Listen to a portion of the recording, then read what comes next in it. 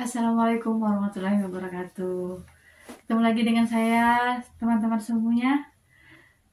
Pada kali ini saya kembali akan membacakan buku karya Ustadz Salim Afilah, yaitu Lapis-Lapis Keberkahan.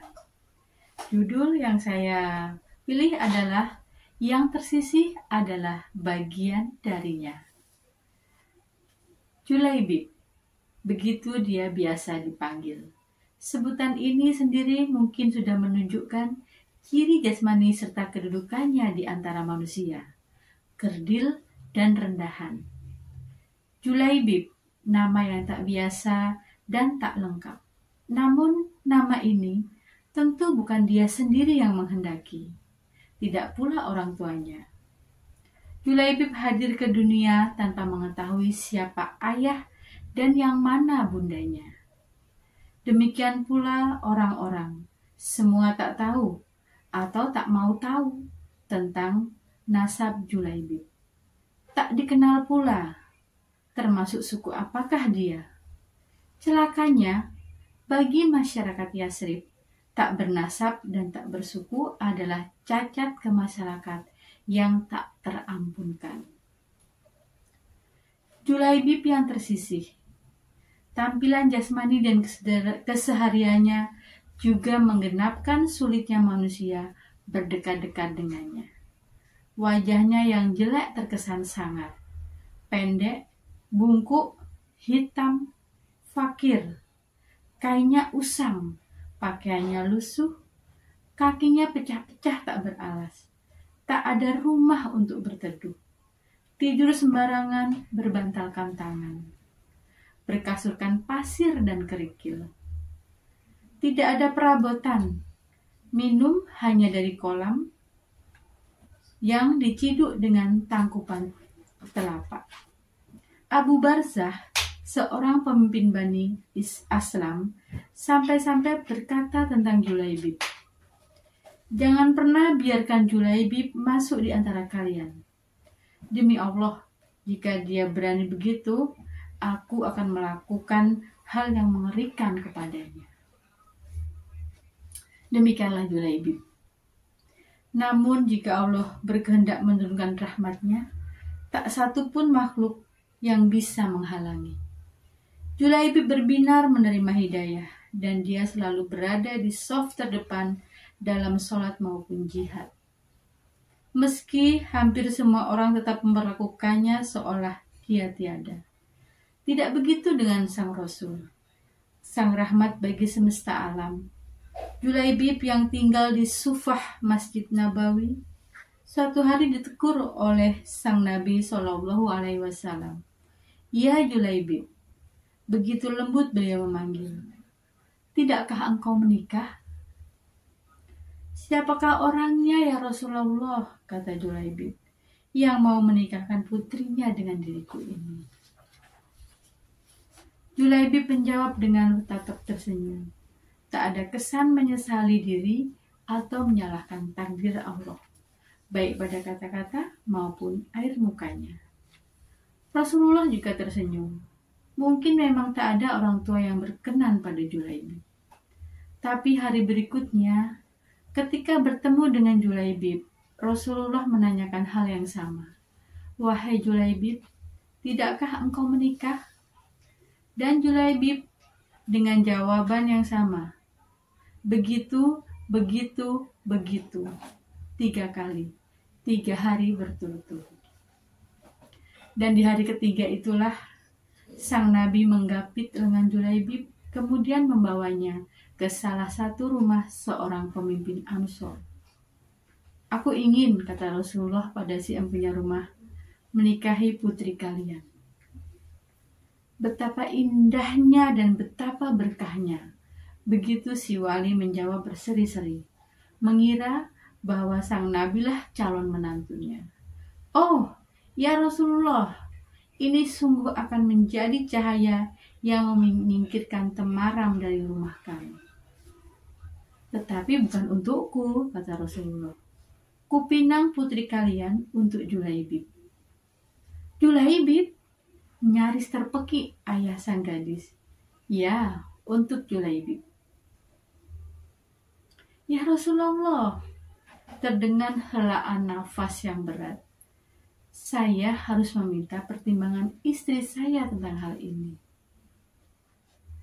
Dengan Julaibib, istrinya berseru, "Bagaimana bisa? Julaibib yang berwajah lecak, tak bernasab, tak berkabilah, tak berpangkat, dan tak berharta. Demi Allah, tidak akan pernah putri kita menikah dengan Julaibib. Padahal kita telah menolak berbagai lamaran." Perdebatan itu tak berlangsung lama. Sang putri dari balik tirai berkata anggun, "Siapakah yang memintanya?" Sang ayah dan sang ibu menjelaskan, "Apakah kalian hendak menolak permintaan Rasulullah? Demi Allah, kirim aku padanya. Dan demi Allah, karena Rasulullah yang meminta, maka tidak akan dia membawa kehancuran dan kerugian bagiku." Sang gadis solihah lalu membaca ayat ini. "Dan tidaklah patut bagi lelaki beriman dan perempuan beriman, apabila Allah dan Rasulnya telah menetapkan suatu ketetapan, akan ada bagi mereka pilihan lain tentang urusan mereka. Dan barang siapa mendurhakai Allah dan Rasulnya, maka sungguhlah dia telah sesat yang nyata." Quran Surat Al-Ahzab ayat 36.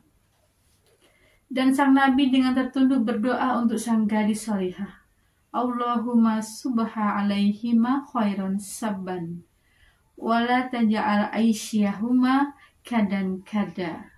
Ya Allah, limpahkanlah kebaikan atas mereka dalam kelimpahan yang penuh berkah. Janganlah kau jadikan hidupnya payah dan bermasalah. Doa yang indah. Sungguh kita belajar dari Julaibib untuk tak merutuki diri, untuk tak menyalahkan takdir, untuk mengenapkan pasrah dan taat pada Allah dan Rasulnya. Tak mudah menjadi seorang seperti Julaibib, hidup dalam pilihan-pilihan yang sangat terbatas. Kita juga belajar lebih banyak dari gadis yang dipilihkan Rasulullah untuk Julaibib. Belajar agar cinta kita berhenti di titik ketaatan, meloncati rasa suka dan tak suka. Karena kita tahu menaati Allah dalam hal yang tak kita suka adalah peluang bagi gemilang pahala. Karena kita tahu seringkali ketidaksukaan kita hanyalah terjemah kecil ketidaktahuan. Ia adalah bagian dari kebodohan kita. Istri Julaibib mensujudkan cintanya di mihrab taat. Ketika taat, dia tak merisaukan kemampuannya. Memang pasti ada batas-batas manusiawi yang terlalu tinggi untuk kita lampaui. Tapi jika kita telah taat kepada Allah, jangan khawatirkan itu lagi. Ia Maha Tahu. Dan Rasulullah telah berdoa, mari kita niatkan kembali doa itu di telinga.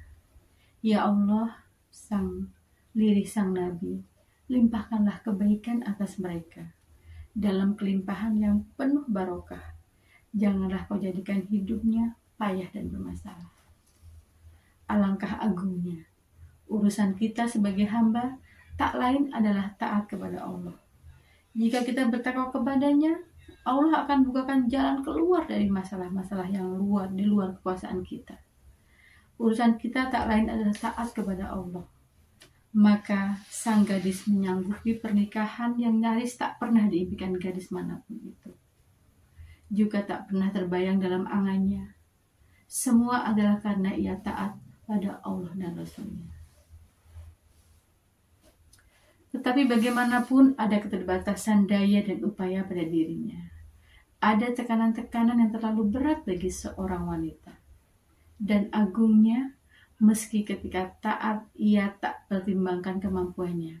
Ia yakin Allah akan bukakan jalan keluar jika ia menabrak dinding karang kesulitan. Ia taat. Ia bertindak tanpa gubris. Ia yakin bahwa pintu kebaikan akan selalu terbuka bagi sesiapa yang mentaatinya. Maka benarlah doa sang Nabi. Maka Allah karuniakan jalan keluar yang indah bagi semuanya. Maka kebersamaan di dunia ini tidak ditakdirkan terlalu lama.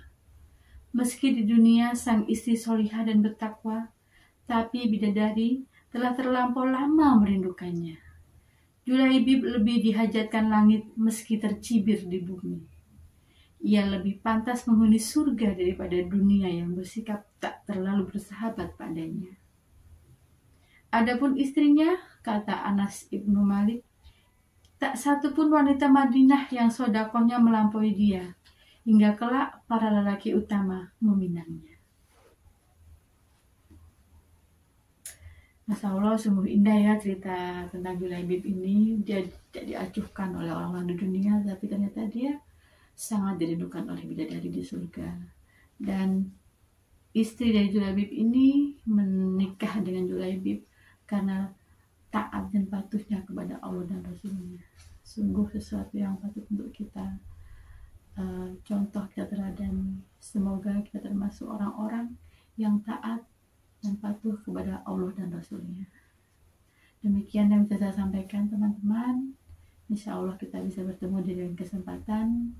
Bila ada yang ingin disampaikan, silahkan komen di bawah. Terima kasih. Wassalamualaikum warahmatullahi wabarakatuh.